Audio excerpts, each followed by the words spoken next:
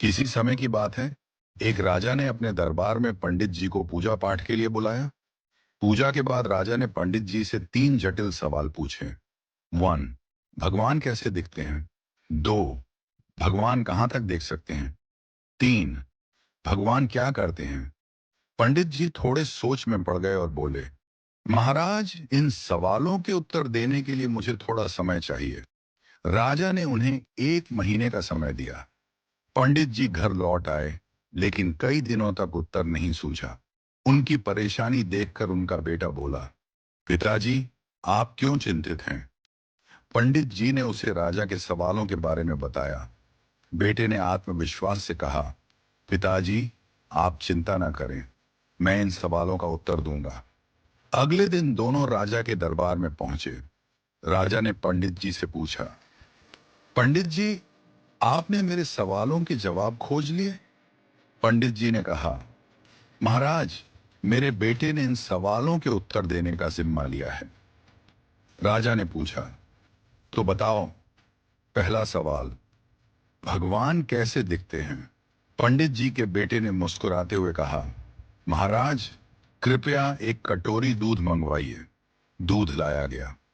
लड़के ने उसमें अपनी उंगली डालकर घुमाना शुरू कर दिया। राजा ने चौंक कर पूछा, ये क्या कर रहे हो?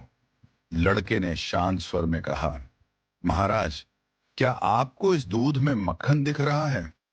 राजा ने सिर हिलाया और कहा, नहीं। लड़के ने उत्तर दिया, मक्खन इस दूध में ही है, लेकिन उसे निकालने के लिए दही जमाकर मथना पड़ता है। ठीक वैसे ही भगवान हर जगह हैं, पर उन्हें देखने के लिए ध्यान, साधना और सेवा का मंथन करना पड़ता है। राजा ने मुस्कुराते हुए कहा, अच्छा उत्तर दिया। अब बताओ, भगवान कहाँ तक देख सकते हैं?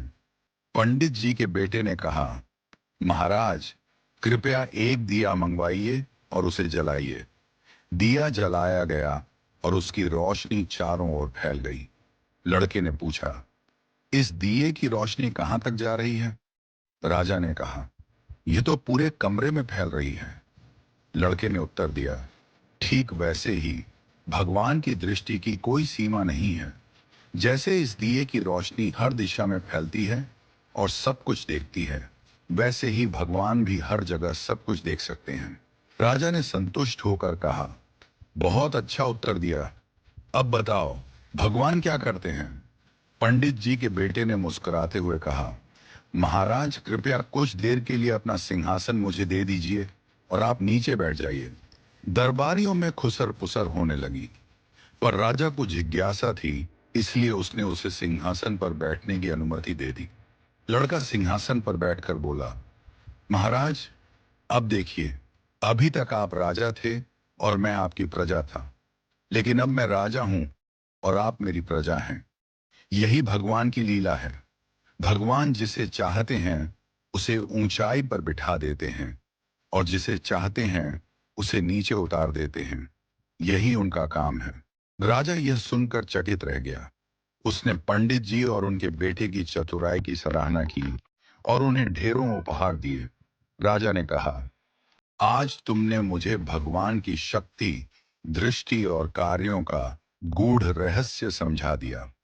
इस घटना के बाद राजा ने विनम्रता और सेवा का भाव अपनाया, क्योंकि वह समझ गया था कि भगवान हर जगह हैं और हर रूप में विद्यमान हैं।